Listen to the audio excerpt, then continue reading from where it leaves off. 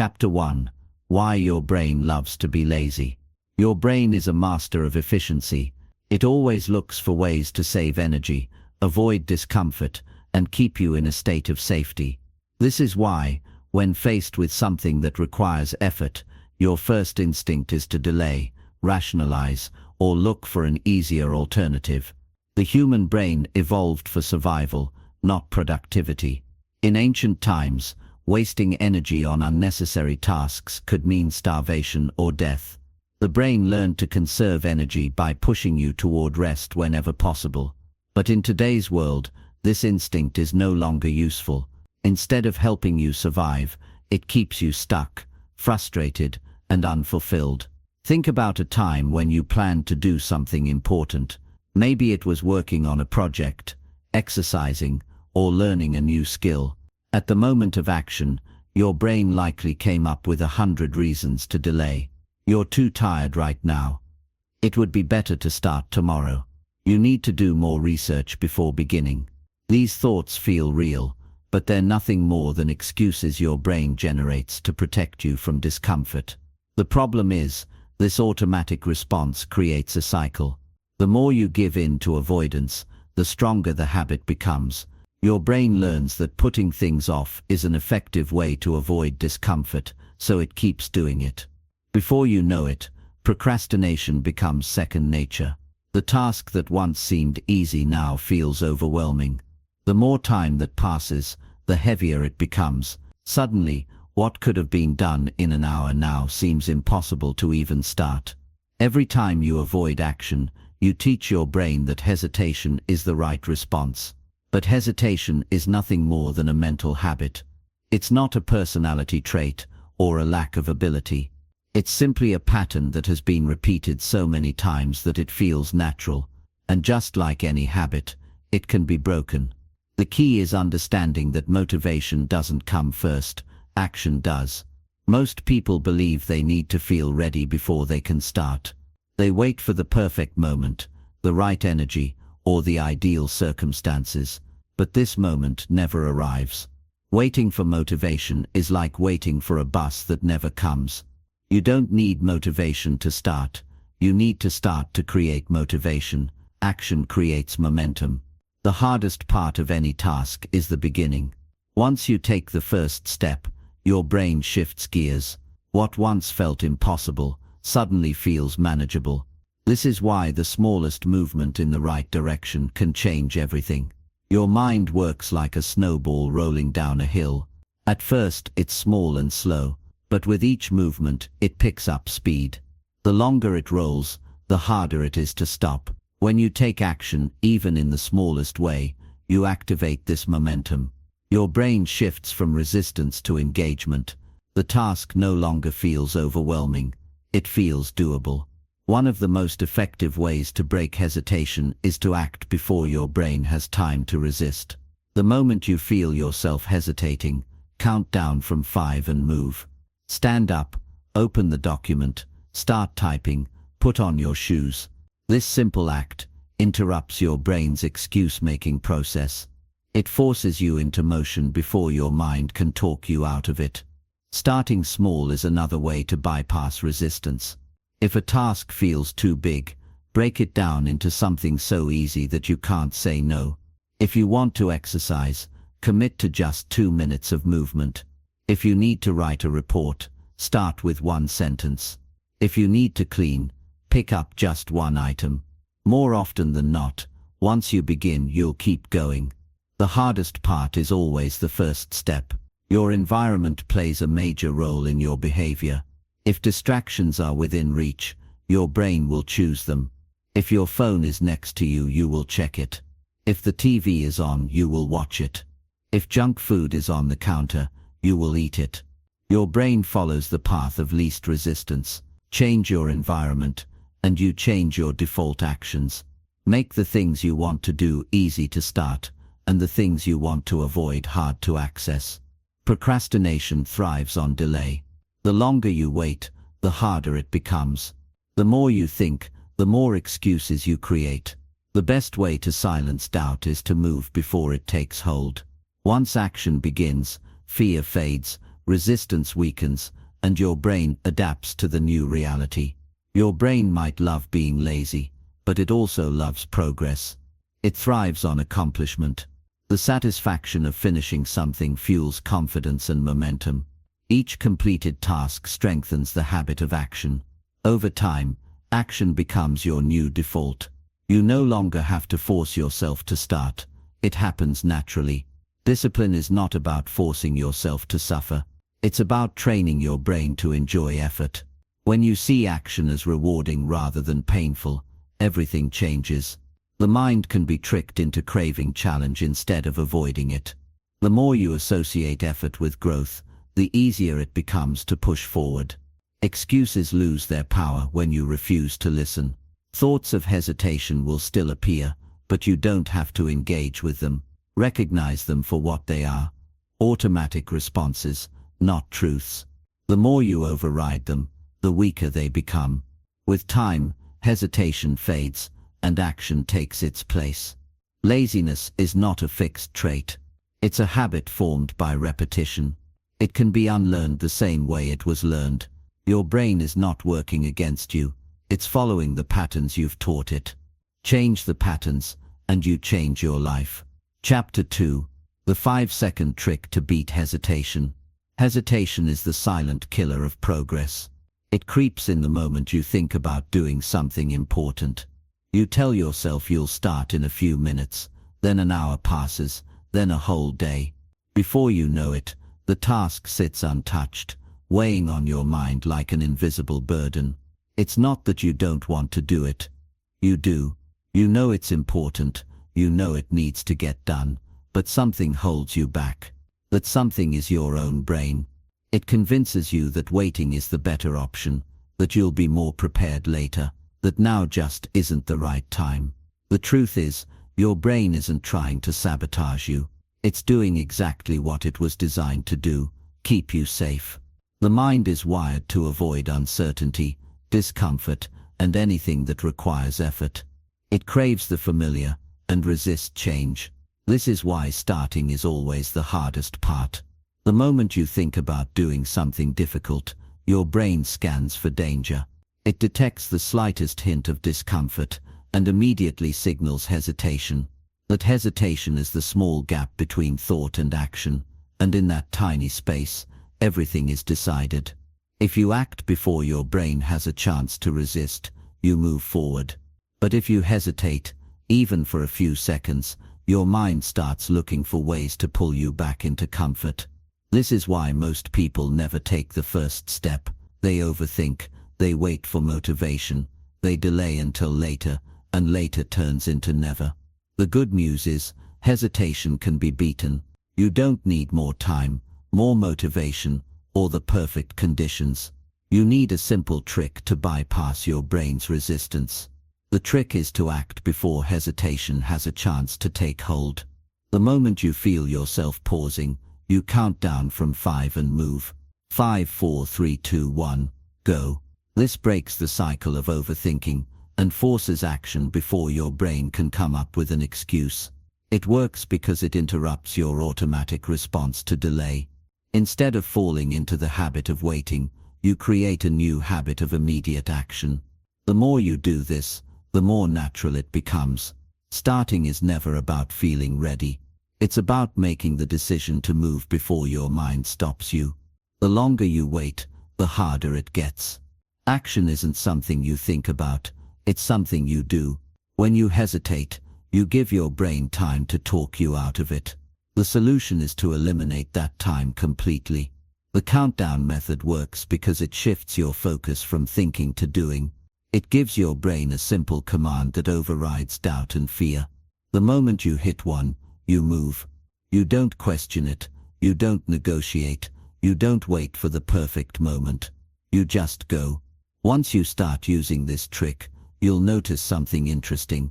The task you were avoiding suddenly doesn't feel so bad. What once seemed overwhelming now feels manageable. This is because action changes the way your brain perceives difficulty. The hardest part of anything is the moment before you begin. Once you take the first step, momentum takes over. The task stops being a mountain and starts being a simple series of steps. People often think they need motivation to start, but motivation is unpredictable. Some days it's there, most days it's not. If you rely on motivation, you'll never be consistent. What you need instead is a system that forces action, even when you don't feel like it. The 5-second trick is that system. It removes the option to hesitate, replacing it with an automatic response. Over time, this builds a habit of instant action. Your brain stops associating work with pain and starts seeing it as normal. Every time you use this trick, you strengthen your ability to take control. The more you override hesitation, the weaker it becomes. Instead of getting stuck in cycles of procrastination, you become the kind of person who takes action without overthinking. You stop delaying and start doing. The more you act, the easier it gets. Your brain learns that effort is not something to be feared. It learns that starting is never as hard as it seems. Momentum is a powerful force. The more you move, the less resistance you feel. When you hesitate, your brain builds resistance. When you act, you break through it. The 5-second trick is a tool to shift you from stuck to moving in an instant. It removes the weight of indecision and replaces it with forward motion. The difference between people who succeed and those who stay stuck isn't talent, intelligence, or luck. It's the ability to act before hesitation wins. Successful people don't feel ready all the time. They don't wait for motivation or the perfect conditions. They start before they feel like it. They take the first step before their brain can stop them. That's what separates action takers from procrastinators. It's not about feeling inspired. It's about training yourself to move, even when you don't want to. Every time you feel yourself hesitating, remember that it's just a habit. It's not a permanent part of you. It's a learned behavior, and anything learned can be unlearned. The more you break the cycle of hesitation, the less power it has over you. The trick is simple. The next time you catch yourself pausing, count down from 5. The moment you reach 1, take action. Stand up, make the call, send the email, open the document, step outside. Whatever it is, do it before your mind has time to resist. Hesitation only lasts a few seconds. If you can beat it in that small window, you win. The 5-second trick is the easiest way to do that.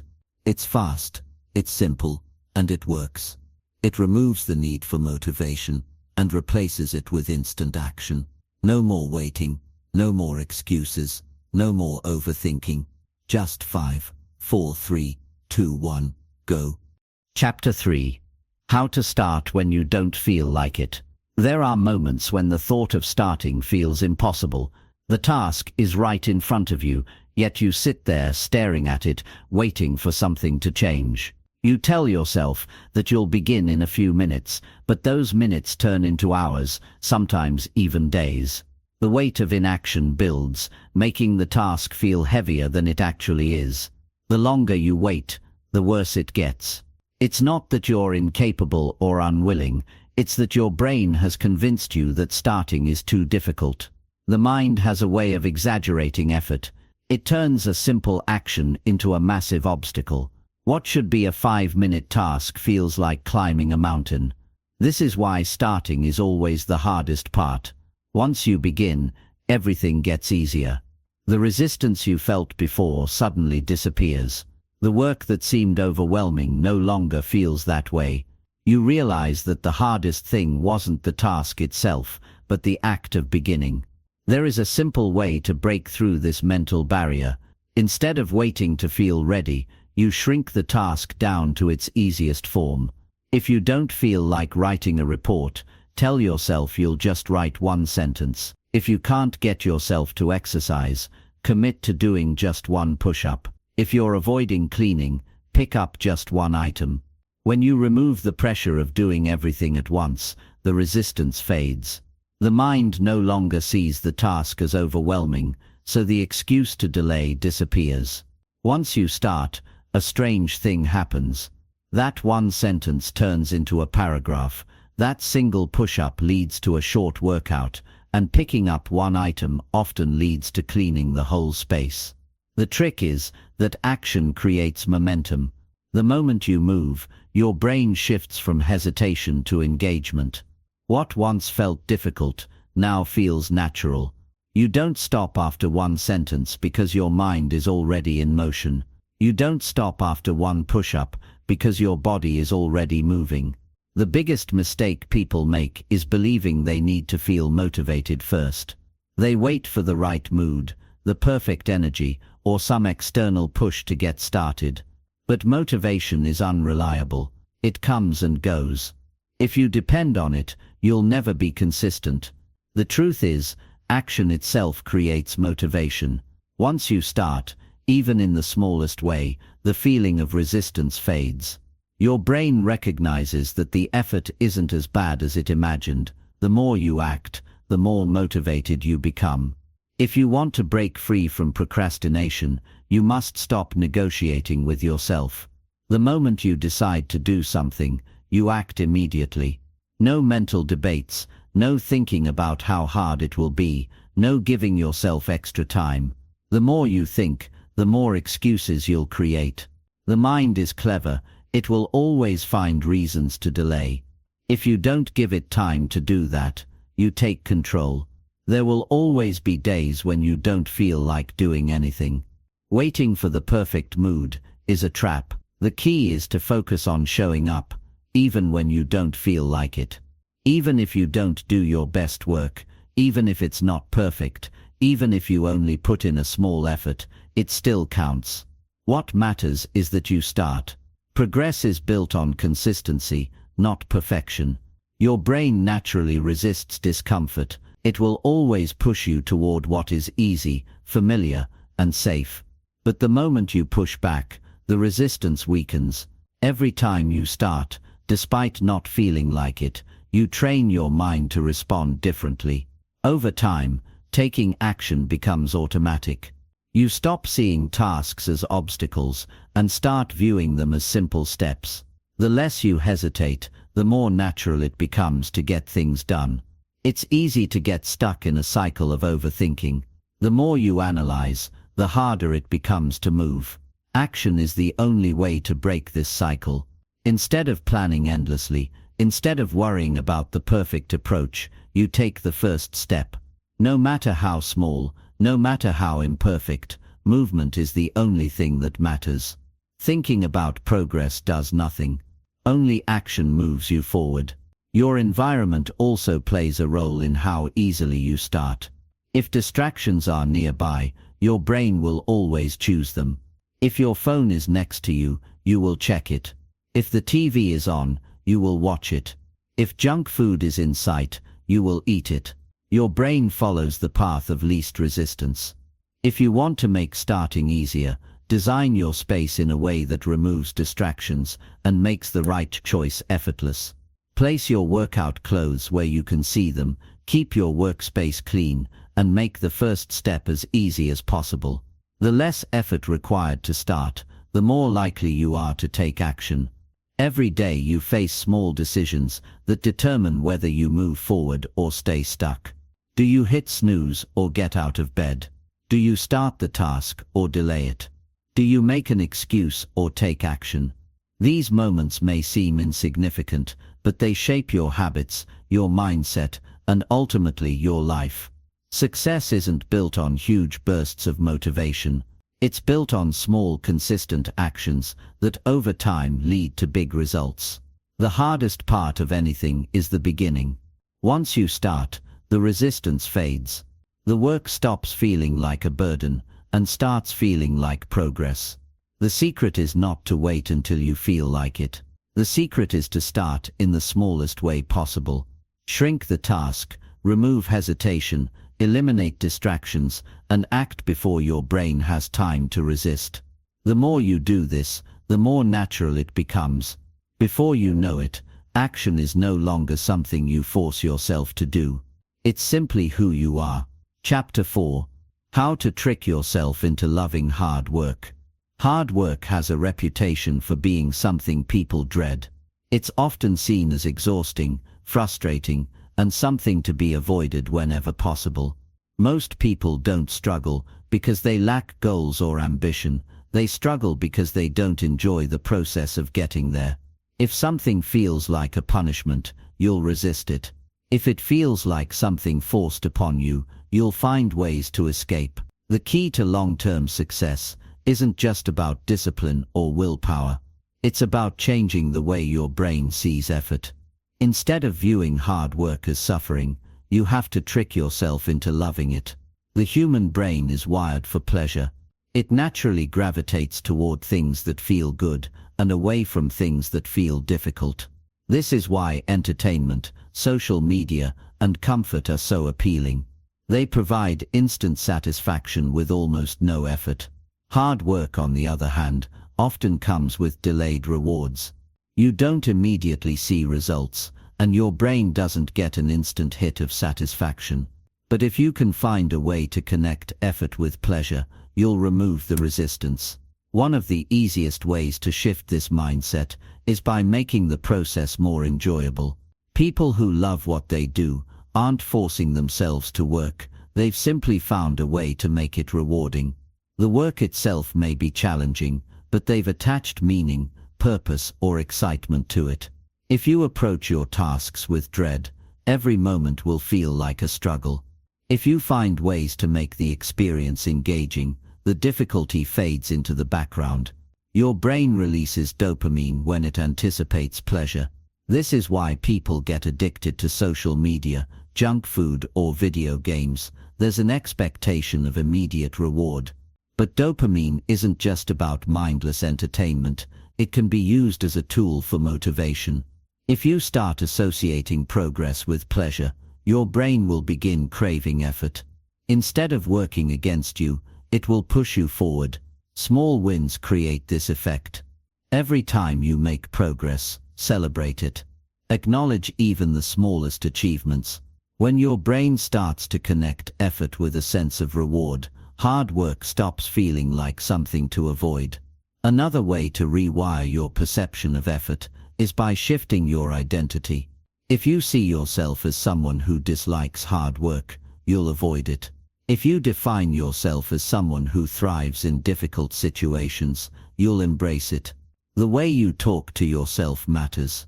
If you constantly tell yourself that work is miserable, that you're lazy, or that you're bad at staying focused, those thoughts become your reality. But if you start believing that you're someone who enjoys the challenge, someone who takes pride in effort, your brain will follow. People act in alignment with their identity. When you shift from thinking, "I have to do this," to "this is who I am," everything changes. The struggle with hard work often comes from focusing too much on the end result. When you only care about the finish line, every step feels like an obstacle. But if you can shift your focus to the present moment, the work itself becomes more engaging. Athletes don't only train for the competition, they learn to love the training itself. Writers don't just aim for a finished book, they fall in love with the process of writing. If you can train yourself to find satisfaction in the effort, you'll no longer need motivation to keep going. The process itself will become the reward. There's also power in making things a game. The brain loves challenges, puzzles, and competition. If a task feels like a dull chore, your mind will resist it. But if you can turn it into a personal challenge, it becomes something engaging. Gamifying your progress can make even the most tedious work feel exciting. Set small milestones, track your progress, and create personal challenges. Instead of seeing hard work as a burden, make it something you're eager to conquer. Energy plays a huge role in how you perceive effort. If you're constantly exhausted, everything will feel harder than it actually is. The brain is part of the body, and when the body is drained, motivation disappears. Sleep, nutrition, movement, these aren't just side factors, they directly impact your ability to push through discomfort. When you take care of your body, hard work stops feeling so overwhelming.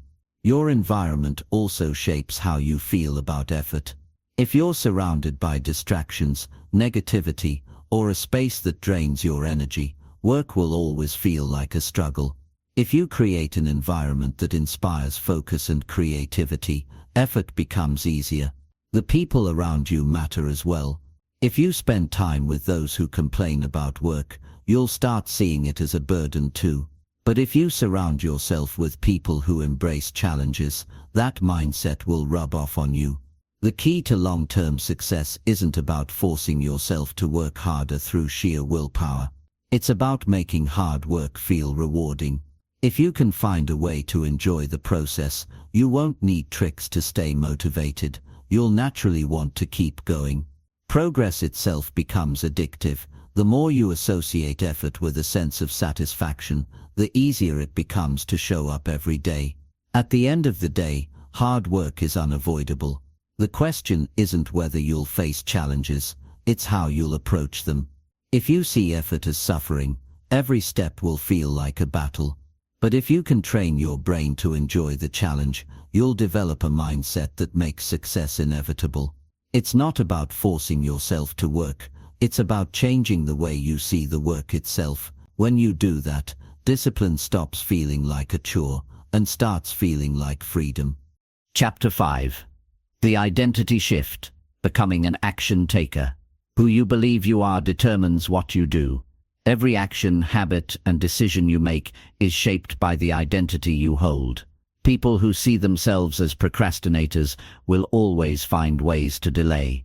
Those who believe they lack discipline will struggle to stay consistent. The way you define yourself becomes a self-fulfilling prophecy. If you want to take action effortlessly, you have to shift your identity. You must see yourself as the kind of person who does the work without hesitation. When you make this shift, productivity stops feeling like something you force yourself to do. It becomes natural.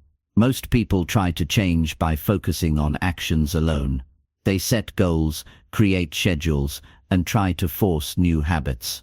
But if deep down they still see themselves as someone who struggles with motivation, their efforts won't last. Behavior follows identity. When your actions align with the person you believe you are, they feel effortless. If there's a conflict between your identity and your habits, you'll always struggle to stay consistent. A person who sees themselves as a runner doesn't have to convince themselves to go for a jog. It's simply what they do. A writer who believes in their craft doesn't sit around waiting for inspiration. They write because that's who they are. The easiest way to create lasting change is not by forcing yourself to act differently, but by becoming someone for whom those actions are second nature. Your brain constantly looks for proof to reinforce your identity. If you believe you're bad at staying focused, you'll unconsciously notice every time you get distracted. If you see yourself as lazy, you'll find evidence of your laziness. But this process also works in your favor. When you start to act like the person you want to become, your brain collects evidence that reinforces that new identity. Every time you complete a task on time, you prove to yourself that you're someone who takes action. Each time you push past resistance, you build the belief that you're someone who follows through. Change doesn't happen in an instant, it happens through small moments that add up over time. One of the most powerful ways to shift your identity is by focusing on the process rather than the outcome. Many people tell themselves they'll believe in their new identity once they achieve a big result. They think they'll feel like a disciplined person once they've worked hard for months. But the truth is, identity shifts happen in the small, everyday choices. You don't need to achieve something huge to become an action taker. You become one by taking action, even in the smallest ways. Each decision reinforces who you are. If you write one page today, you are a writer. If you show up for a workout, you are an athlete. If you complete one task without procrastinating, you are productive. The transformation happens in these small moments, not just in the final achievement. Your words shape your reality. If you constantly say, "I'm bad at staying focused," or "I always procrastinate," your brain accepts these as facts. But if you start telling yourself a different story, your actions will follow. Saying, "I'm becoming the kind of person who takes action immediately," shifts your mindset. It reminds your brain to look for proof that supports this new belief. Every time you follow through on a task, no matter how small, you strengthen that identity. The more you reinforce this narrative, the more automatic your actions become. Your environment also plays a crucial role in shaping your identity. The people you surround yourself with influence the way you see yourself.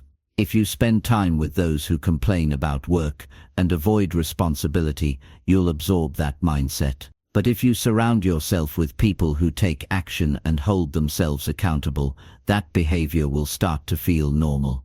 Your physical space matters too. If your environment is cluttered and full of distractions, your brain associates it with inaction. But if you create a space that encourages focus and productivity, your identity begins to shift. Small changes in your surroundings can reinforce the person you want to become. Momentum is the key to solidifying a new identity. When you take even one small action, it builds energy that makes the next step easier.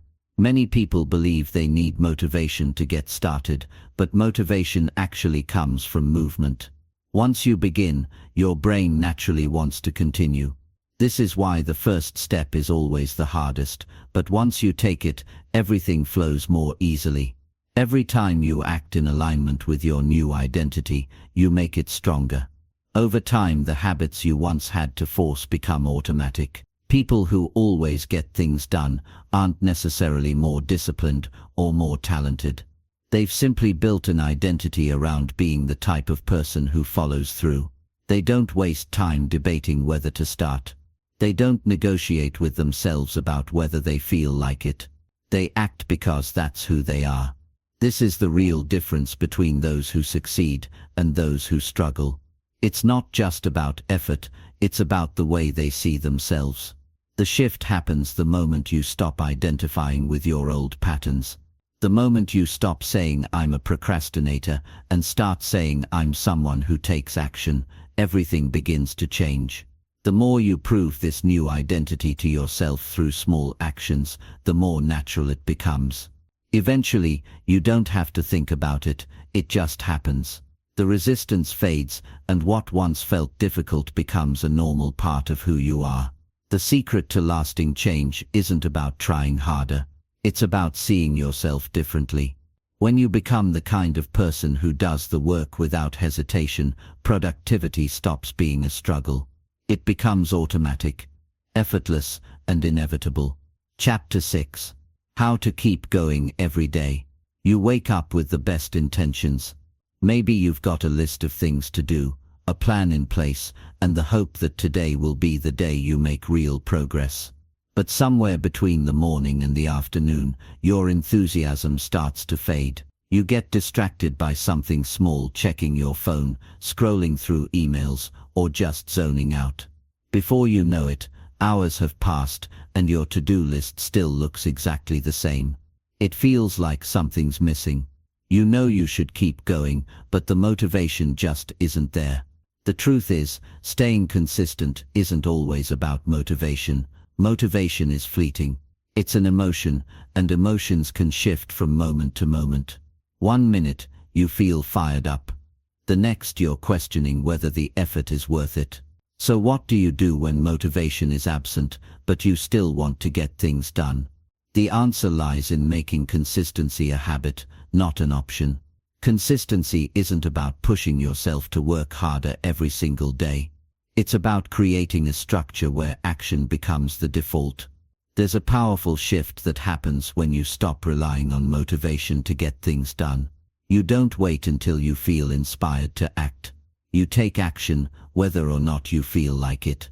The key to staying consistent is building routines that don't rely on fleeting feelings, but on systems that guide you toward progress. It starts by understanding that consistency isn't about perfection. It's about showing up, day in and day out, even when the conditions aren't ideal. The goal isn't to have a flawless streak, it's to develop the habit of moving forward, even when things feel difficult. You don't need a perfect day to keep going. You just need to make sure you don't let a bad moment or a setback derail you completely. The most successful people aren't necessarily those who work the hardest or smartest, they're the ones who show up, no matter what. The power of small wins is often underestimated. People tend to think they need to achieve huge breakthroughs to see progress, but real momentum comes from incremental victories. Every small step, every single task completed, contributes to your overall goal. By focusing on these small wins, you reinforce the habit of consistent action. You build a rhythm that becomes easier to follow. And as you see yourself making progress, even in the tiniest ways, you begin to reinforce the belief that you are capable of consistency. One of the biggest barriers to consistency is all or nothing thinking. We get caught up in the idea that if we don't have a perfect day or follow through perfectly, we've failed. This mentality can be paralyzing. If you skip one workout or forget one task, it feels like everything is ruined. But what if instead of looking at a mistake as a failure, you viewed it as part of the process? Every step back doesn't mean you've fallen behind. It's just one moment in the larger journey. Consistency doesn't require you to be perfect. It requires you to be persistent. The difference is subtle but important. Perfectionism causes stress, burnout and anxiety because it sets you up for constant disappointment. Persistence, on the other hand, is about weathering the storms and continuing even when things aren't perfect. You keep showing up. You keep doing the work. And each day, no matter how small, adds up. Building habits that encourage consistency starts with simplicity. You don't need a complicated system or elaborate plan. You need to make the actions so easy to complete that they become automatic. This might mean breaking down your tasks into smaller, manageable pieces. Instead of setting out to write a book in one go, write for just 10 minutes every morning. Instead of aiming to exercise for an hour, start with a 5-minute walk. Over time, these small actions add up and eventually become part of your daily routine. Another key to consistency is setting yourself up for success in the simplest way possible. It's easy to let distractions get in the way, so the trick is to remove as many of them as possible before you start. If you want to write, turn off your phone notifications. If you're trying to be more productive at work, clear your desk of anything unnecessary. Your environment influences your behavior. The less you have to fight against, the easier it is to stay consistent. Sometimes we fail to stay consistent because we're not fully connected to why we're doing something in the first place. Without a clear reason, it's easy to drop off when the going gets tough. Reconnect to your purpose. Why is this task important to you? What's the bigger goal behind it? When you understand the deeper why, it becomes easier to make the everyday effort feel worthwhile. When you see the bigger picture, the small steps add up to something meaningful. The hardest part is often getting started. Once you begin, the momentum builds, and it becomes easier to continue.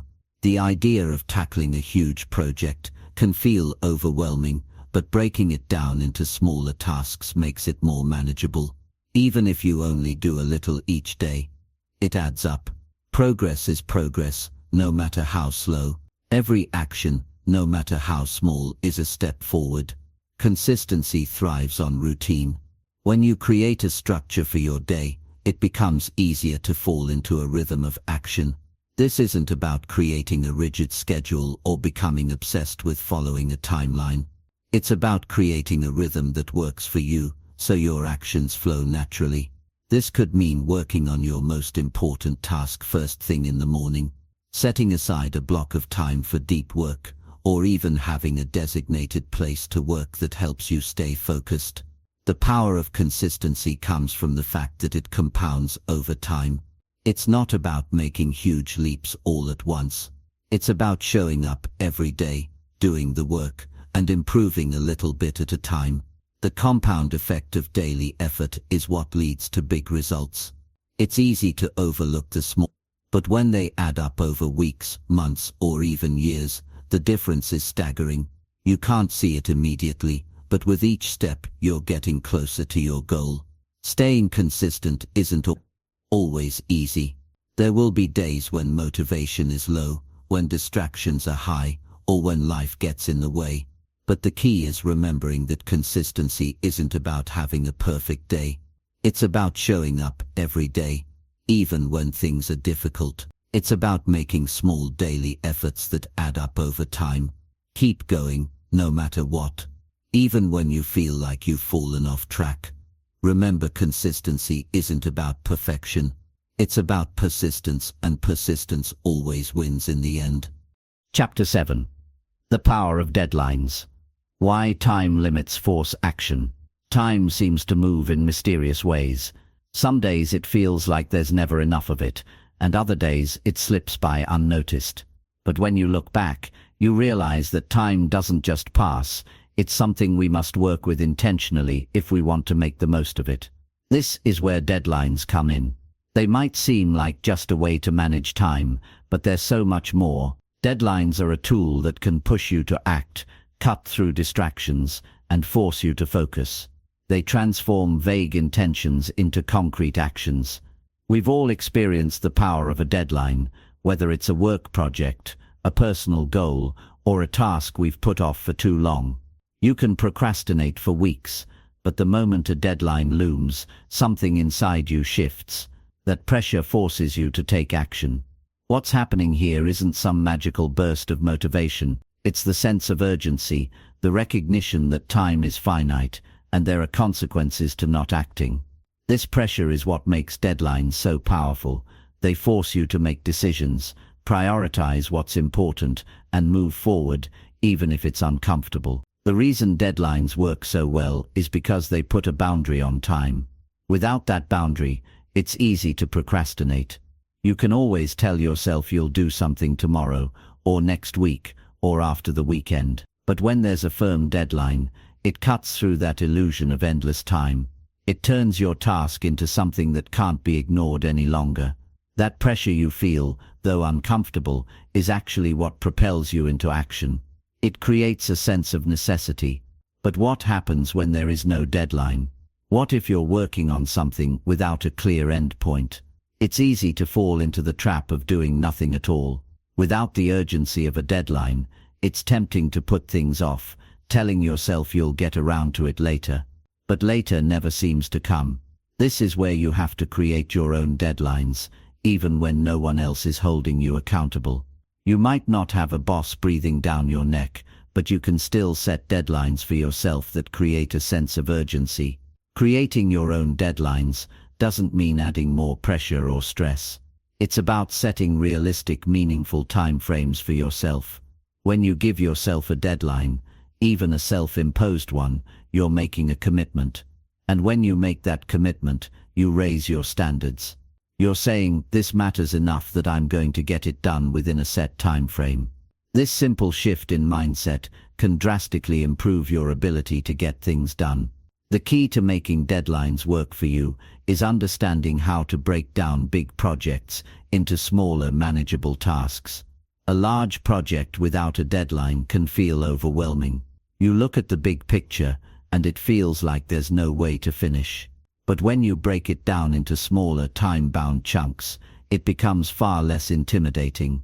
Instead of thinking about the whole project, focus on one task at a time. Each of those tasks can have its own mini deadline.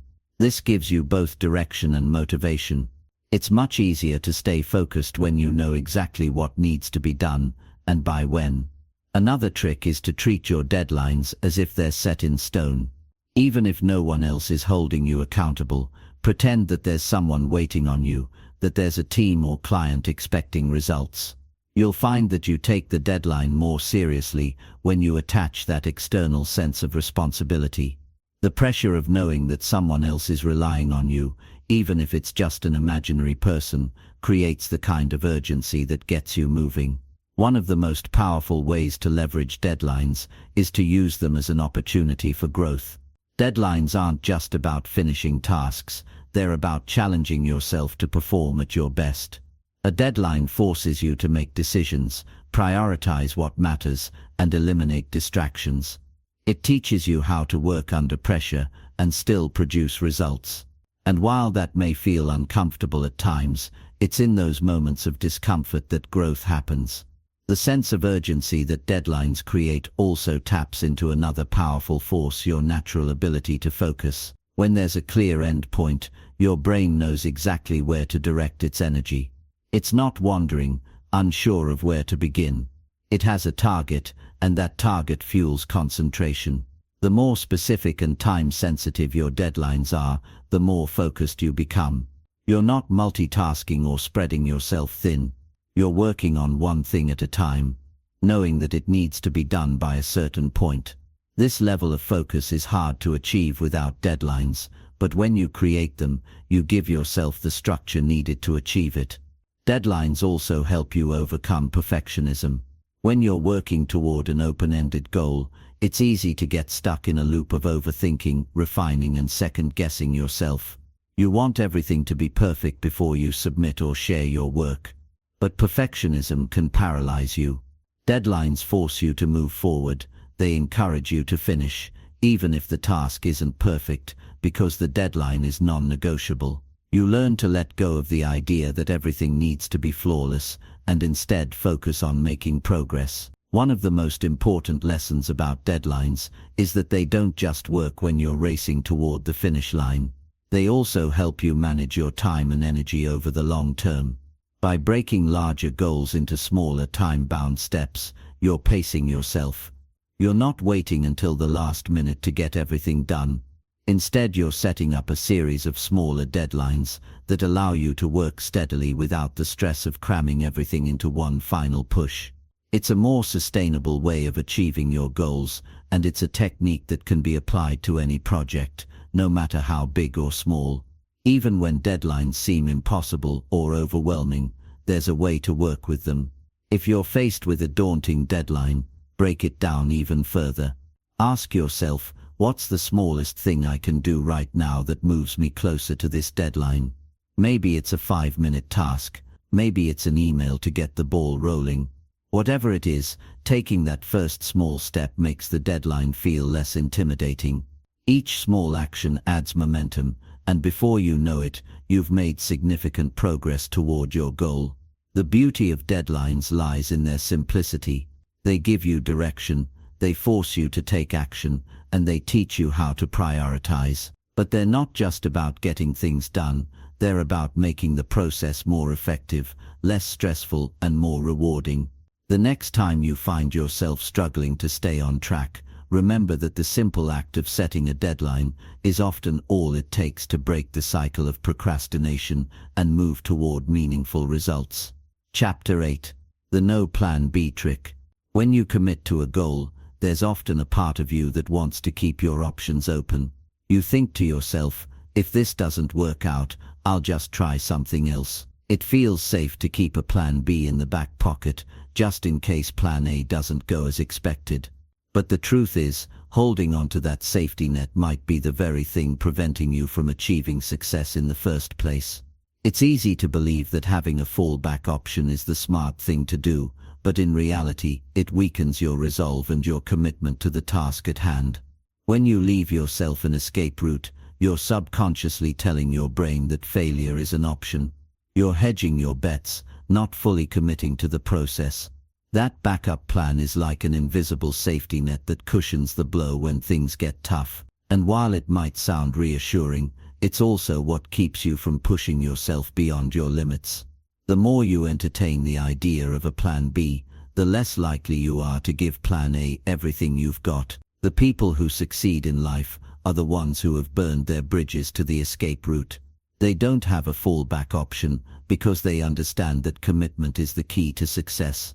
When you remove the possibility of failure from your mind, you stop hesitating and start taking action. Without a plan B, the only way forward is through your current plan. It's a powerful shift that forces you to find solutions, adapt and move forward no matter what.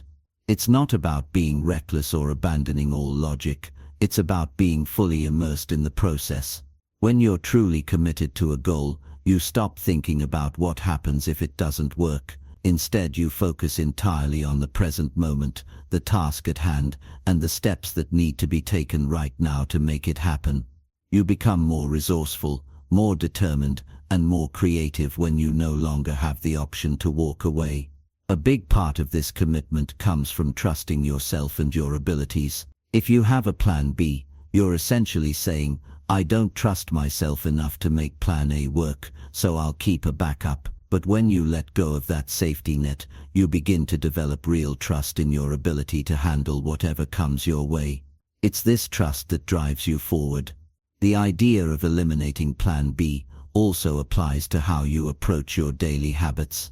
Often, we have a backup plan for our routines, something like, if I don't get to my workout today, I'll just do it tomorrow. But we know that tomorrow rarely comes, especially if you've already given yourself an excuse. What if, instead of a backup, you simply committed to showing up today, regardless of the circumstances? If you truly commit to something, you stop looking for alternatives. You don't give yourself permission to make excuses. And when things don't go perfectly, you don't throw in the towel or retreat to plan B. You adjust, adapt, and keep moving forward. The key is to stay locked in on the goal and eliminate the option of quitting altogether. When you create a plan and stick with it, you'll be amazed at how many challenges you can overcome. Often, the biggest obstacles aren't the ones we can't overcome, they're the ones we never even attempt because we haven't committed fully. By keeping a fallback plan in place, we prevent ourselves from seeing what's possible when we go all in. Think about the people who achieve remarkable things. They don't have a plan B. They don't sit around thinking, what if this doesn't work out? Instead, they trust the process and give their best effort, even when things don't go as planned. They're able to adjust, find new solutions, and keep going. By removing the safety net, they create a sense of urgency, and that urgency is often the catalyst that pushes them through obstacles. It's also important to recognize that you don't have to have everything figured out from the beginning. You don't need to know every single detail of how you're going to achieve your goal before you start. The key is commitment. The more committed you are to your goal, the more clarity you'll gain as you move forward. You don't need a fallback plan because the act of showing up and putting in the work will help you find the answers along the way. What this really comes down to is a decision. You can decide to stay committed and let go of the idea of plan B. This decision isn't about being impulsive or acting recklessly, it's about being clear in your focus. You commit to the path, and then you take each step with purpose. When you give up the option of failure, you remove the hesitation that keeps you stuck. At first, letting go of a plan B might feel scary. After all, it's natural to want to have an escape route, something that can save you if things don't go the way you expect. But as you begin to trust yourself in the process, you'll realize that the absence of plan B doesn't make you weak or unprepared, it makes you stronger. It forces you to rise to the occasion, tap into your inner resources, and find creative solutions when faced with challenges. The more you commit to your goals without distractions or doubts, the more you'll start to see real progress. You won't waste time considering what happens if you fail. Instead, you'll focus entirely on what you can do right now to make success happen. In the end, your progress isn't determined by the things you keep in your back pocket, it's determined by your ability to keep moving forward regardless of what may come. Letting go of plan B is a game changer. It's about committing to yourself and your dreams in a way that forces you to act. Without a backup, you have no choice but to make it work. And when you have no choice, you'll find that you're capable of more than you ever imagined. Chapter 9.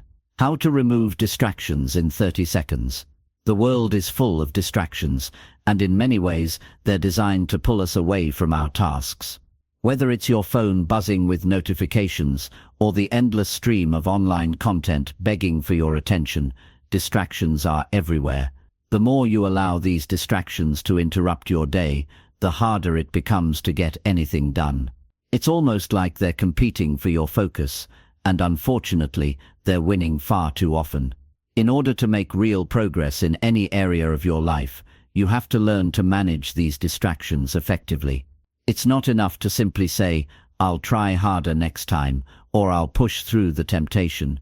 You have to take action, and that action has to be swift and immediate.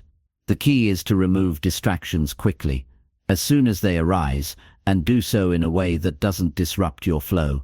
One of the best ways to remove distractions is to recognize them before they fully take hold.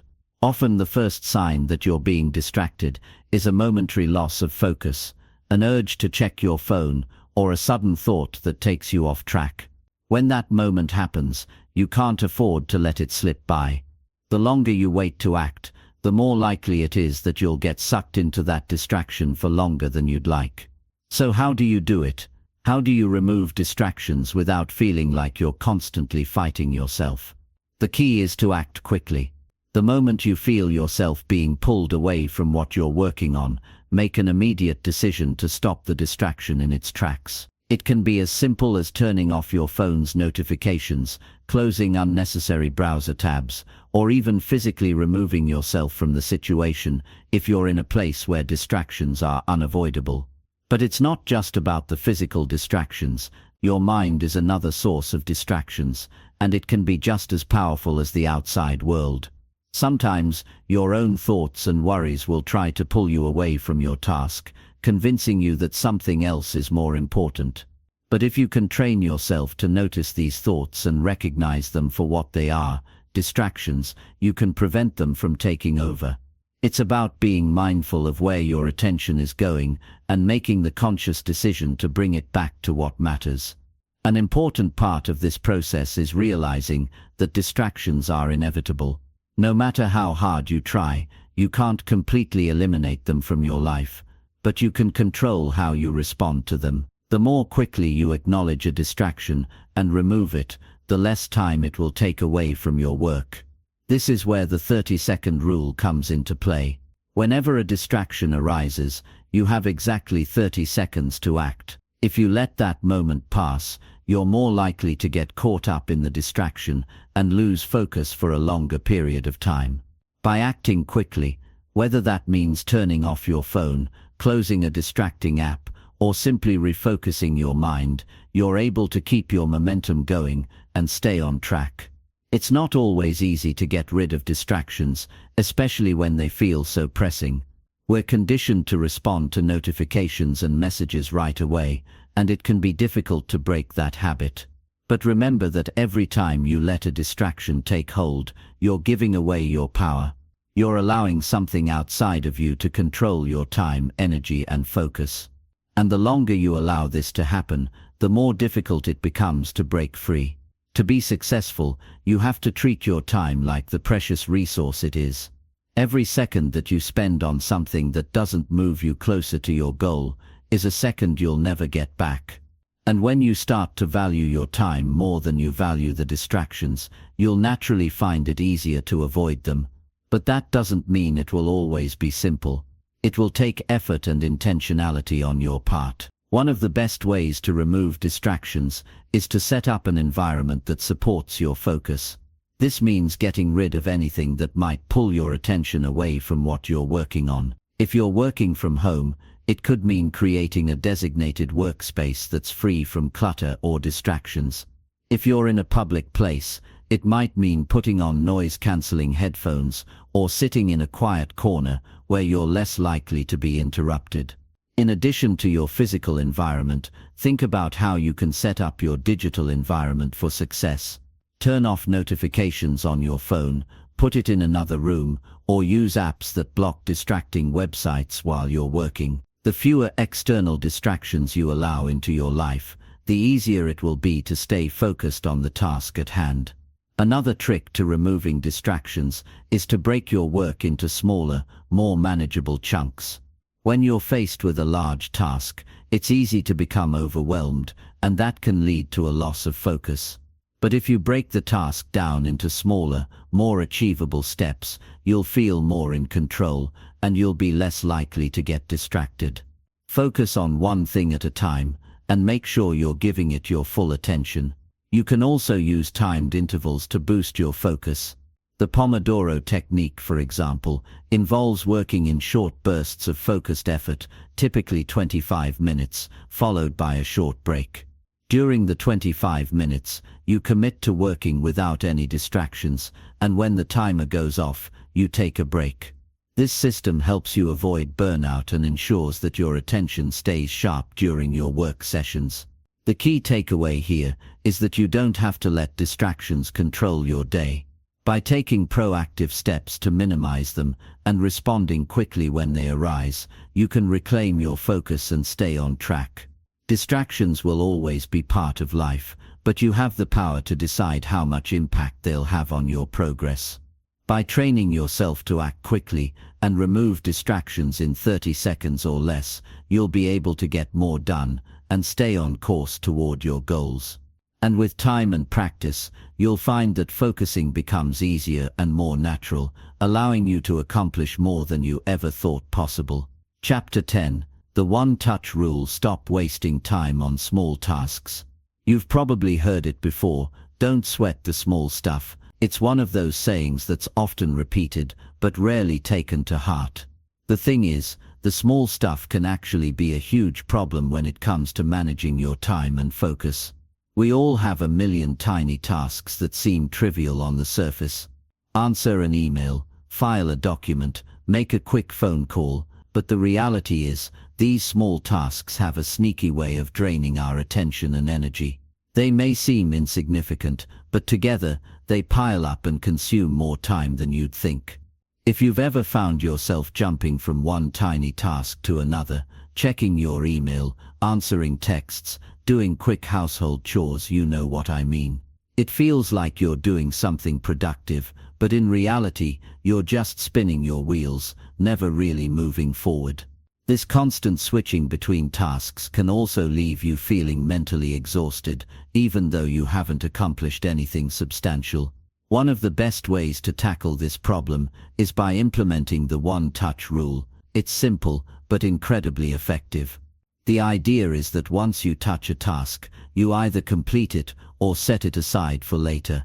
There's no room for procrastination or second-guessing. The moment you start on something, you either finish it immediately or delegate it. And by immediately, I mean within a short window of time. Think no more than a few minutes. How many times have you found yourself putting something off because it seemed like a minor task that you'd deal with later? The problem with this approach is that later rarely comes. The small tasks pile up, and soon, you're faced with a mountain of things to do, most of which could have been handled in the time it takes to make a cup of coffee. The one-touch rule flips this on its head. You make the decision to deal with something right away, even if it's only for a couple of minutes. Here's how it works in practice. Let's say you open your email inbox and see a message from a colleague asking you to look over a document. If you're like most people, your initial instinct might be to read the email, make a mental note to check the document later, and then move on to something else. But with the one-touch rule, you don't allow yourself to get away with this. The moment you read the email, you take action. If it's something you can do in less than 2 minutes, replying with a quick answer, reviewing a document, or handling the task at hand, you do it then and there. The beauty of this approach is that it eliminates the build-up of small nagging tasks that constantly distract you. Instead of allowing your inbox to become a constant source of stress, you treat each email as an opportunity to either deal with it immediately or put it in its proper place. You'll find that this reduces mental clutter, which frees up your focus for more important tasks. But the one-touch rule isn't limited to email. It applies to all the small tasks that tend to clutter up your day. Every time you find yourself doing something that only takes a few minutes, whether it's responding to a text message, handling a minor request from a friend, or tidying up a small area, ask yourself if you can do it right now. The answer is almost always yes. Instead of putting it off or adding it to your to-do list, you take care of it and move on. One of the common excuses people give for not applying the one-touch rule is that they don't want to interrupt their flow.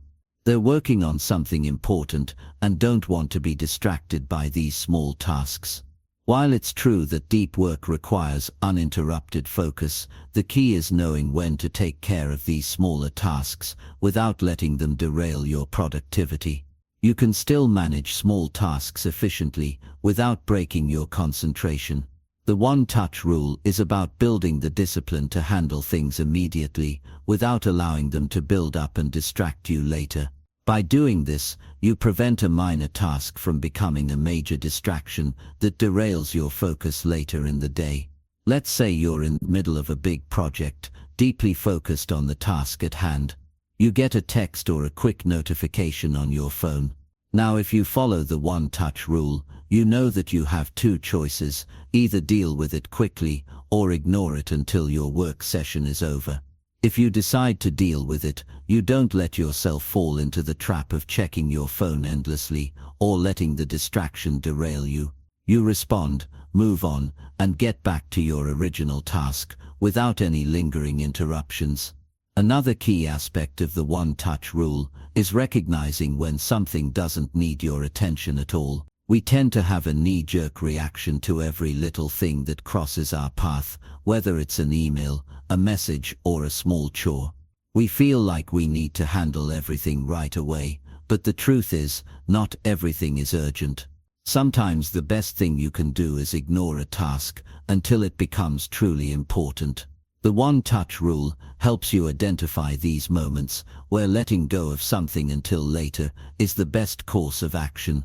The one-touch rule is particularly useful when it comes to decluttering your mind. When you leave things unfinished or allow them to pile up, it creates mental clutter that inhibits your focus and energy. By using this rule, you make sure everything gets dealt with immediately and decisively, which helps you maintain a sense of control over your day. And this sense of control is essential if you want to stay motivated and productive. As you start applying this rule in your daily life, you'll notice a few things. First, you'll be amazed at how much time you waste on tasks that could have been handled quickly. Second, you'll find that you have more mental space to focus on the important tasks that actually require your time and energy. You'll start to feel lighter, more focused, and more in control of your day. You may also find that the one-touch rule helps you build momentum. When you take care of small tasks immediately, you get a sense of accomplishment. This sense of progress propels you forward, helping you tackle bigger and more complex tasks. Over time, this practice can help you build a habit of efficiency where you no longer procrastinate on small tasks or allow them to pile up. By following the one-touch rule, you're not just getting things done faster, you're also changing the way you approach your day. You stop putting things off, you stop procrastinating, and you start taking control of your time, your focus, and your productivity. The small tasks no longer control you because you've made the decision to handle them immediately and efficiently. And in doing so, you free up your mental space to focus on what really matters. The power of the one-touch rule lies in its simplicity. It's a small change in how you approach tasks, but it can have a profound impact on your productivity and mental clarity.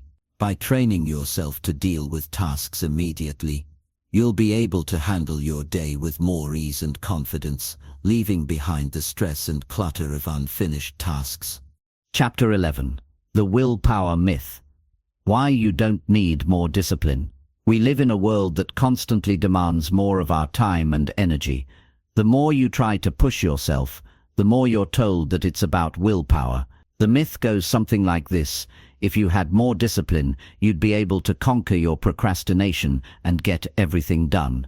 But here's the reality: willpower is not something you can rely on for long-term success. The idea that you just need more self-control or more discipline to get through your tasks is misleading, and it's actually one of the most dangerous misconceptions about productivity.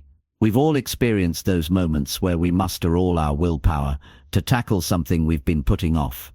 Maybe it's a big project, an important conversation, or something else that requires a lot of focus. At first, we're determined. We push through the discomfort and force ourselves to stay on task. But then, after a while, we hit a wall.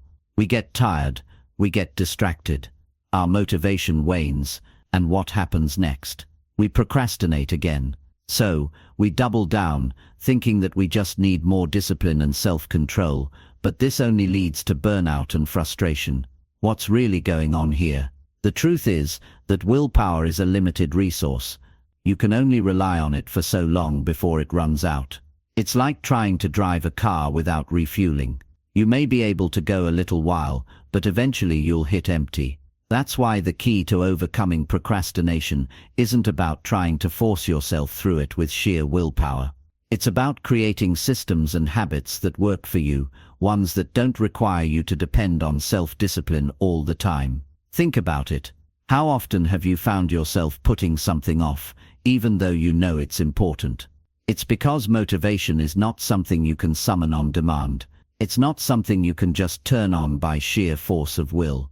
Motivation comes and goes, and when it's gone, willpower is all you have left to get you through. But that's not a sustainable way to get things done. So, what can you do instead? The first step is understanding that willpower isn't the solution to procrastination. The second step is recognizing that we don't need more discipline to get things done. We need smarter strategies. Think of it like this. Instead of trying to push your way through tasks with sheer willpower, create an environment and system that makes it easier to succeed. Make the actions you need to take part of your routine, and the motivation will come naturally. Take a look at your daily habits. Are they designed in a way that makes it easy for you to take action, or are they set up in a way that requires constant mental effort? The goal is to make productivity automatic.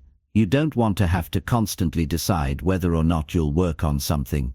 You want it to be a natural part of your day, something that doesn't require you to fight yourself every time you need to do it.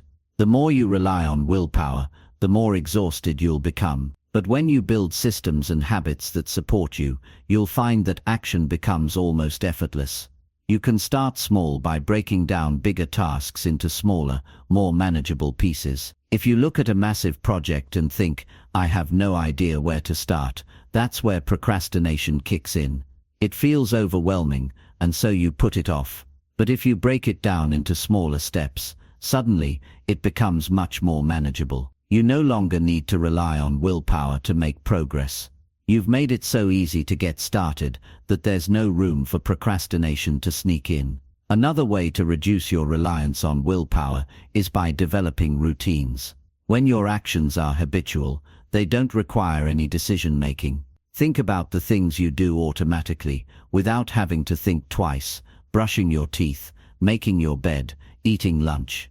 These are all habits, and they don't require much willpower to perform. Now imagine if you had the same kind of automatic habits for your work or personal projects.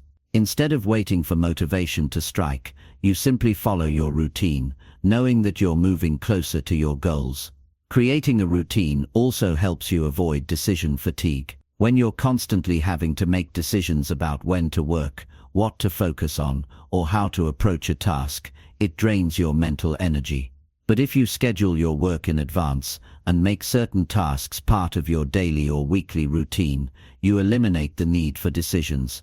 You just do what's next, and the action follows naturally. One more thing to keep in mind is that willpower works better when it's not drained by unnecessary distractions. The more you can reduce distractions in your environment, the easier it will be to stay focused and take action. It's much harder to concentrate on a task if you're constantly checking your phone, responding to messages, or dealing with interruptions. By creating an environment that minimizes distractions, you allow yourself to focus on the task at hand without needing to use all your willpower just to stay on track. This doesn't mean that willpower has no role in our productivity. It's just that willpower is not something you can rely on alone. It's a limited resource, and using it wisely is key. Willpower is effective when it's used for short bursts of energy, like when you're in the middle of a deep focus session, or when you need to push through a particularly tough moment. But over the long haul, you can't rely on it to carry you through every task. Instead, you need a strategy that makes action automatic and effortless, so you're not draining yourself on a daily basis. Think of it this way: willpower is like a battery. At the beginning of the day, your battery is fully charged. But as you make decisions, push through difficult tasks, and resist distractions, your battery drains. The more willpower you use, the more you have to recharge. That's why it's so important to build habits and routines that reduce the amount of willpower you need. You want to reserve your energy for the moments that really require it. When you start to shift your focus away from willpower and towards creating effective systems, you'll notice a change in how you approach your day. Instead of struggling with self-doubt and fighting against your own impulses, you'll feel more in control. You'll stop feeling like you're constantly battling procrastination and instead start to feel like you're making consistent, meaningful progress. That's the power of habits and routines. When you make them work for you, procrastination no longer has a chance. And remember, the key here is not perfection. You won't always stick to your habits perfectly, and that's okay. What matters is that you're creating a framework that supports you in getting things done, even when motivation and willpower aren't at their peak. This approach will serve you far better in the long run than simply trying to force your way through every task with more self-discipline. Chapter 12. The Never Miss Twice Rule. Procrastination is an easy habit to fall into, and once you're in it, it's hard to break free. You might feel like you're constantly slipping into the same old cycle. You begin with good intentions, but then something derails you. A moment of hesitation turns into a day, a week, or even longer. But the good news is, it's possible to change that cycle. You just need to remember one simple rule: never miss twice. This rule is deceptively simple, yet incredibly powerful. It works because it cuts through the complexity of behavior change. It's easy to let one mistake turn into two, and then two turns into a habit, and before you know it, you're right back where you started. The idea behind never miss twice is that if you slip up once, that's okay. It happens. But the key is not to let it slide into a pattern. You're allowed to miss a day, but don't let that turn into two. Once you miss twice, you've given yourself permission to fall into the habit of missing more often, and the momentum you've built starts to break down. The first step is recognizing that you're human, and humans slip up. It's part of the process. If you're trying to form a new habit or change an old one, you'll have moments where you falter. That's not a failure. That's part of the journey. The real test is what happens after you slip up. Do you use that as an excuse to quit entirely, or do you get back on track as soon as you can? The never miss twice rule means that when you slip up, you don't let it define your progress. You don't let it become an excuse to give up altogether. Instead, you focus on getting back to your routine the very next time you're able. Think of it like falling off a bike. The first time you fall, you may feel embarrassed or frustrated, but you don't stop trying to ride. You get back up, and you try again. If you were to let that first fall stop you, you'd never learn how to ride.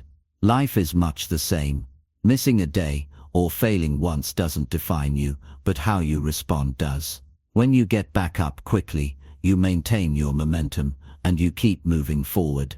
This concept is essential in the fight against procrastination, because the moment you let yourself miss more than once, you've given procrastination a foothold. When you're trying to build momentum, or stay consistent, the smallest slip-up can feel like the end of the world. It's easy to let a missed task or a day of procrastination snowball into something bigger. But the secret is in the recovery. The faster you can recover, the less power procrastination has over you. When you train yourself to bounce back immediately, you break the cycle before it has a chance to build any real momentum. Another powerful aspect of never miss twice is how it helps prevent all or nothing thinking. This is a trap that many people fall into. They think that if they can't do something perfectly, they shouldn't do it at all. One missed day becomes a justification to quit entirely, and the progress you've made feels like it's been wiped out. But in reality, perfection isn't the goal, progress is. The never miss twice rule helps you maintain your progress, even on the days when things don't go perfectly. You allow yourself room for mistakes, but you don't let those mistakes derail your overall goal. This rule also works wonders for long-term consistency. One of the reasons we procrastinate is that we see a big task and we feel overwhelmed. We think, this is too much, I'll never be able to do it all. But when you follow the never miss twice rule, you take the pressure off. You don't have to do everything in one go. You just need to show up consistently. If you can't do everything today, that's fine. Just don't skip 2 days in a row. When you stop expecting perfection and accept that you'll miss a day or get off track sometimes, you can start focusing on the bigger picture. The days when you're off track don't matter as long as you get back in the game the next day. What matters is showing up more often than not. If you make the rule to never miss twice, you're setting yourself up for success in the long term. The consistency you build over time will become the new habit, and it will be much easier to stay on track. Building this kind of consistency requires a mindset shift. It's not about avoiding failure or perfection. It's about embracing progress. It's about giving yourself permission to stumble, knowing that it doesn't define you. The key is to recognize that missing one day doesn't have to lead to missing more. It's a small but significant distinction that makes all the difference. Take a moment to think about the times in your life when you've let one mistake become 2, then 3, and so on. Maybe you've done it with a workout routine, or a project at work, or even with personal habits. It starts small, a missed day here and there, but eventually it turns into a pattern. This is the power of momentum, but it works both ways. Just as negative momentum can take you off track, positive momentum can get you back on track. The trick is in your response.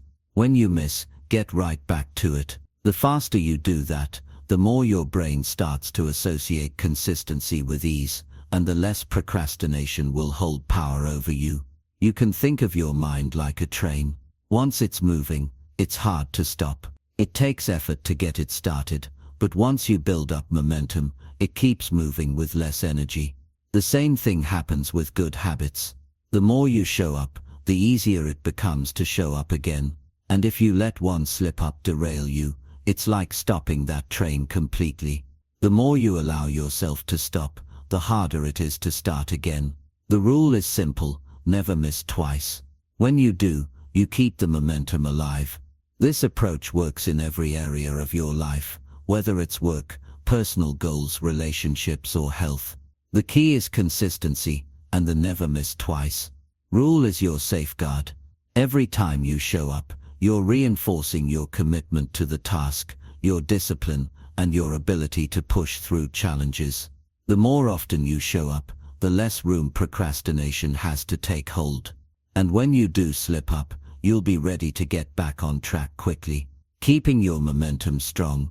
By embracing the never miss twice rule, you're giving yourself permission to fail without giving up. You're committing to progress, not perfection, and that's the key to overcoming procrastination. The next time you slip up, don't let it define you. Get back on track immediately, because as long as you never miss twice, you'll keep moving forward, no matter how many times you stumble along the way. Chapter 13. How to stop overthinking and take instant action. Procrastination often creeps up on us when we let our minds run wild with thoughts that spiral out of control. The more we think, the more we tend to doubt ourselves, overanalyze, and freeze up in the process. It's like staring at a mountain and wondering how you'll ever climb it, only to end up not even trying. The truth is, you're not stuck in a cycle of procrastination because you're lazy or incapable. You're stuck because you've overthought yourself into inaction. The key to breaking this pattern is surprisingly simple: stop thinking and start doing. Overthinking is a common problem for many people. It's that constant mental chatter that leaves you paralyzed. You think about everything that could go wrong, all the things you need to get done, and the endless list of what-ifs. This constant analysis ends up being a barrier to action. Instead of jumping in and figuring it out as you go, you remain stuck in the thought process, afraid of making a mistake. But here's the thing: you don't need to have it all figured out right away. You don't need to know the next 10 steps. You just need to take the first one. The moment you can break free from overthinking and just act, you'll realize that most of the fear was imagined. The task that once seemed overwhelming becomes manageable once you take that first step. It's like getting into a cold pool. At first it's uncomfortable, but once you're in, you start adjusting. The same happens when you take action. You may not know all the answers, but as soon as you begin, the path will begin to reveal itself. This is one of the most powerful tools in overcoming procrastination. Stop thinking and start doing. The longer you wait, the more time you give your mind to make excuses, to doubt, and to delay. The quicker you act, the less time your mind has to create all of those roadblocks. A simple trick to cut through the noise is to focus on the very first action, no matter how small. Forget about the entire project or goal for a moment. Break it down to the simplest task, something so small that it's hard to resist. Maybe it's opening a document, writing one sentence, or getting up and putting on your shoes. The goal is to focus only on that first action and nothing else. Once you complete that small step, you'll feel a sense of accomplishment. That feeling is important because it shows your brain that it's capable of doing the task, and that initial success helps overcome the inertia that holds you back. Once you've made that first move, the rest becomes easier. It's like setting the ball in motion. From there it's all about building momentum. The problem with overthinking is that it tricks your brain into believing that it's the same as actually doing something. You feel like you're accomplishing something just by thinking about it. But thinking doesn't move you closer to your goals, action does. Imagine a car that's stuck in the mud. You can think about it for hours, worry about how deep the mud is, or how hard it'll be to get out. But nothing will change until you start moving the car, no matter how small the movement is at first. Action is the key to breaking free from that stuck feeling. This isn't to say that thinking doesn't have its place. Planning and strategizing are important steps in achieving your goals. However, there comes a point when planning becomes an excuse for not taking action. It's a form of procrastination in disguise. Overthinking leads you down a rabbit hole of endless scenarios and worst-case outcomes, and in the end, nothing gets done. If you find yourself doing this, take a step back and remind yourself that planning without action is pointless. You can't strategize your way out of everything. Sometimes you just have to dive in and learn as you go. To make this a habit, train yourself to act without hesitation. This can be tough at first, especially if you've been caught in the trap of overthinking for a long time. But the more you practice it, the easier it gets. Start by committing to small, immediate actions. The goal is to take the first step quickly, before your mind has time to talk you out of it. Instead of sitting there wondering what the best way to approach something is, just do something. It doesn't have to be perfect. In fact, it likely won't be. But that's not the point. The point is to move. The more you do this, the more you'll see that action leads to clarity. You don't need to have all the answers up front. The answers will come as you move forward. Another aspect of overthinking that keeps people stuck is the fear of making mistakes. This fear often paralyzes you before you even begin. But here's something important to remember. Mistakes are part of the process. Every successful person you admire has failed and made mistakes along the way. Failure isn't the enemy, it's part of the journey towards success. So instead of fearing mistakes, embrace them. Each mistake is a lesson, a chance to grow. When you shift your mindset to see mistakes as opportunities for learning, you stop allowing them to hold you back. Now consider how you might feel when you finally take action. At first it might feel uncomfortable or even scary. But as you begin to move forward, you'll realize that most of the things you were worried about were not as big of a deal as you thought. The task becomes more manageable because you're actively engaging with it. And in the process, you gain confidence. Every time you take that first step, you prove to yourself that you are capable, and that confidence compounds. The next time a task arises, you won't hesitate as much because you've built a history of taking action, no matter how small the task. The real beauty of stopping overthinking and starting to act is that it sets you free. You break out of the loop of analysis and paralysis. You take back control of your time and energy. And when you make this a regular practice, procrastination loses its grip on you. Every time you push through the urge to overthink and take action instead, you strengthen your resilience and your ability to follow through. It may seem small at first, but those small steps lead to big results. Over time you'll look back and see that you've not only accomplished more, but you've also become someone who doesn't wait for the perfect moment, because you know that the best moment to act is always right now. Chapter 14. The secret of people who always get things done. Some people always seem to get things done. No matter the task, no matter how difficult, they just seem to power through and keep pushing forward. If you've ever wondered how they do it, the truth is simpler than it appears. They've figured out something important. They've mastered a fundamental principle of success that everyone can learn. And it doesn't require magic, luck, or a special talent, just a consistent way of thinking and acting. The secret is not about being perfect or having everything figured out from the start. It's not about waiting for the right mood or the perfect conditions. The secret lies in one powerful habit: action. Successful people don't overcomplicate things. They don't wait for motivation to strike or for things to fall into place. They take action. And the more action they take, the easier it gets. It sounds simple, right? But the power of consistent action is the foundation of everything they do. When you're always taking action, you shift the focus from the outcome to the process. This takes the pressure off. Instead of getting lost in the endless worries about whether you're doing the right thing or if it's going to work out, you focus on the small, manageable steps in front of you. You build momentum, and with momentum comes progress. The more progress you make, the more motivated you feel, and the more motivated you feel, the more you do. It's a cycle that feeds itself, but it starts with that first step, that initial choice to take action.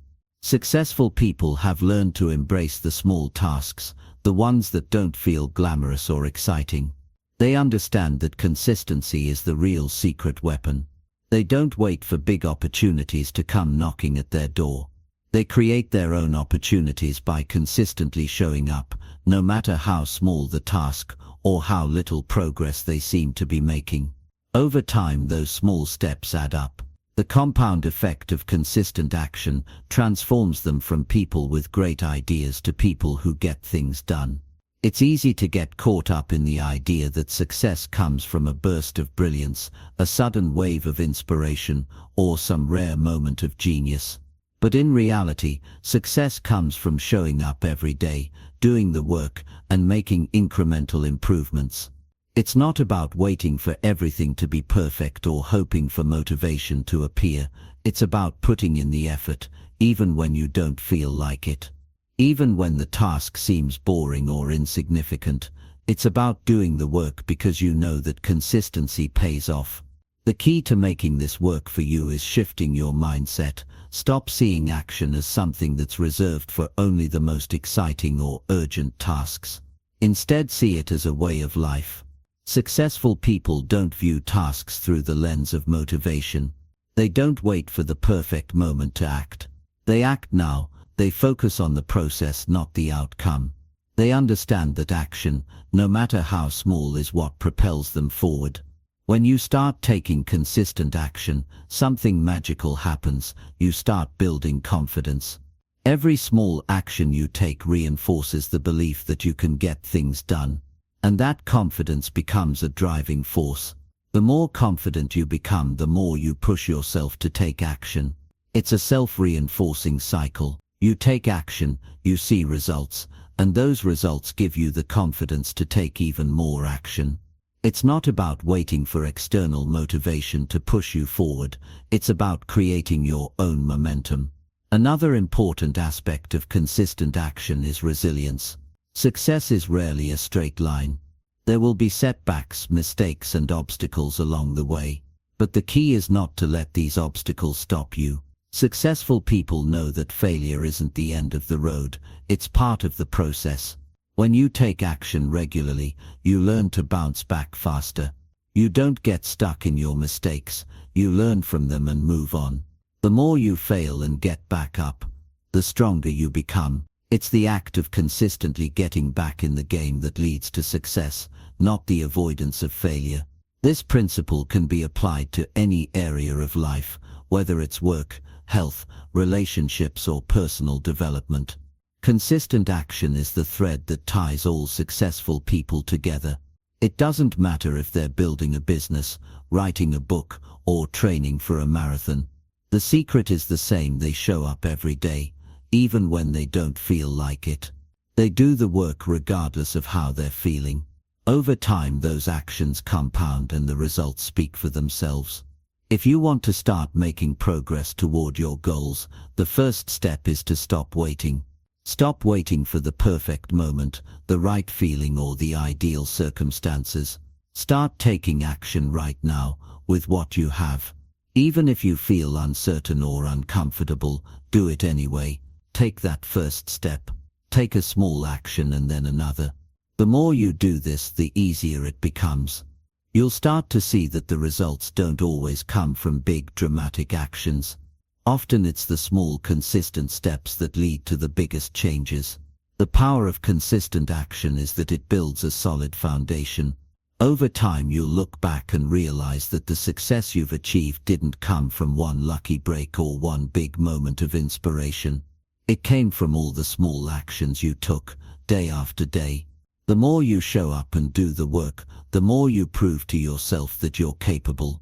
And that sense of capability becomes a powerful motivator in itself. So when you look at the people who always seem to get things done, remember that it's not magic. It's not that they have some special ability.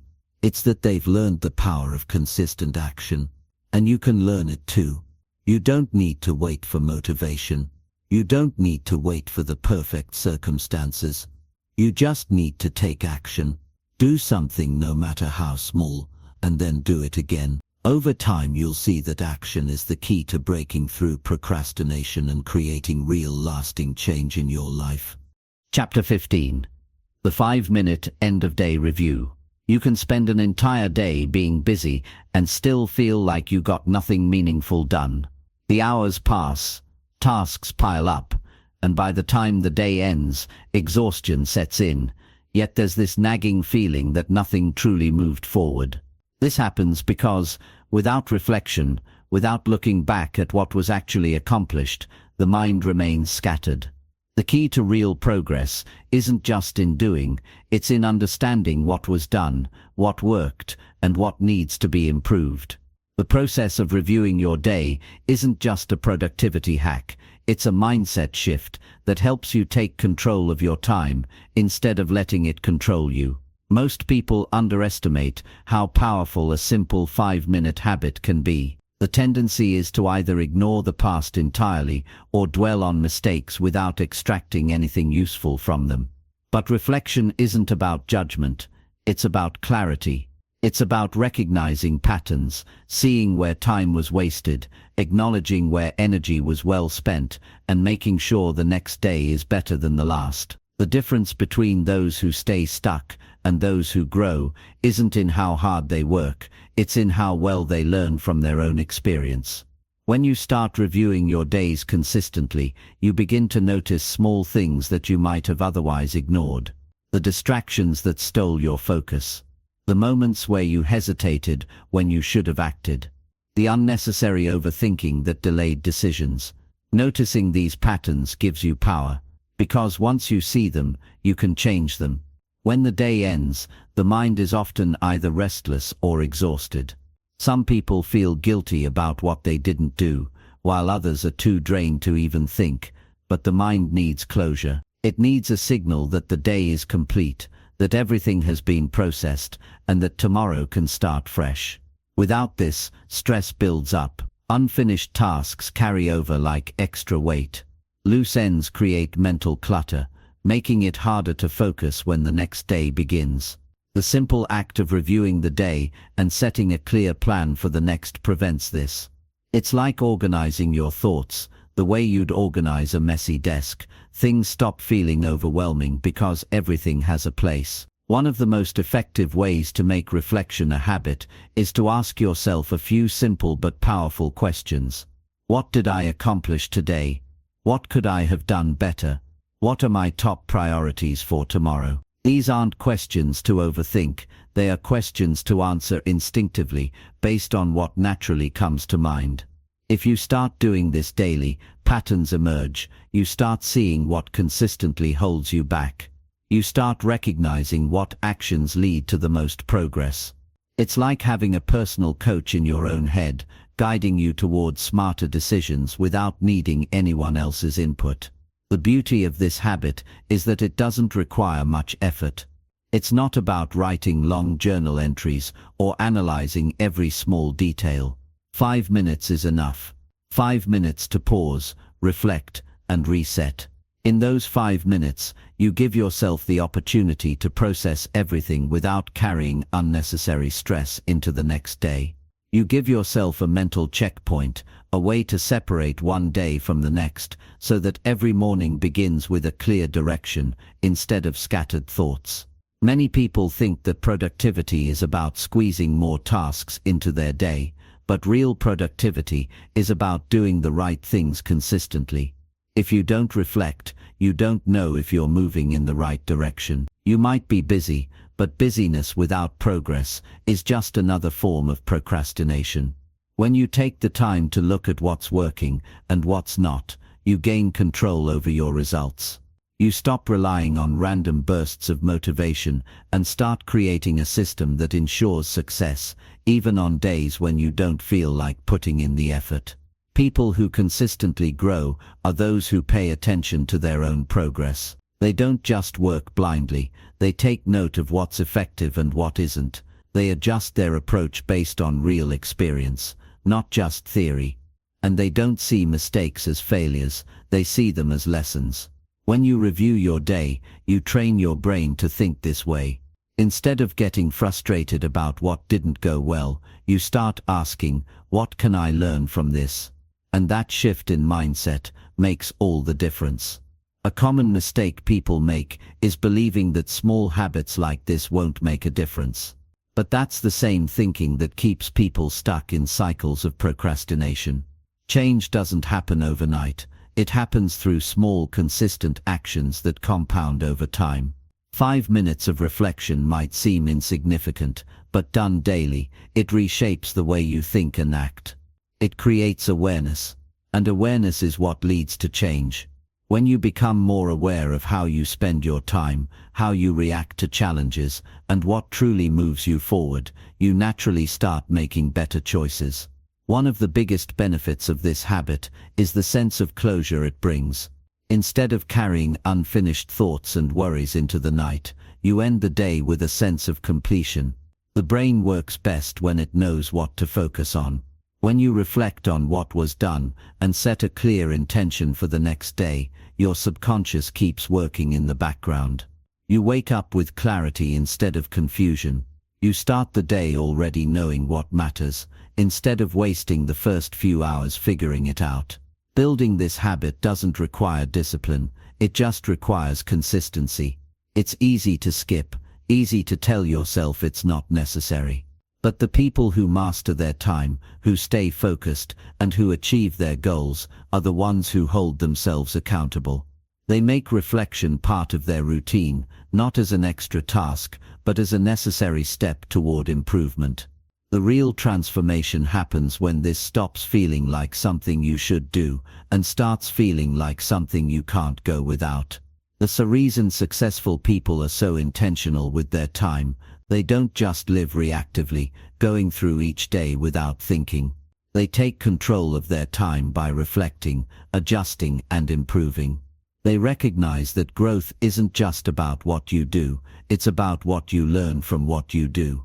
If you want to move forward, if you want to stop feeling stuck, start by paying attention to your own patterns. 5 minutes a day is all it takes to gain clarity, make adjustments, and start showing up as the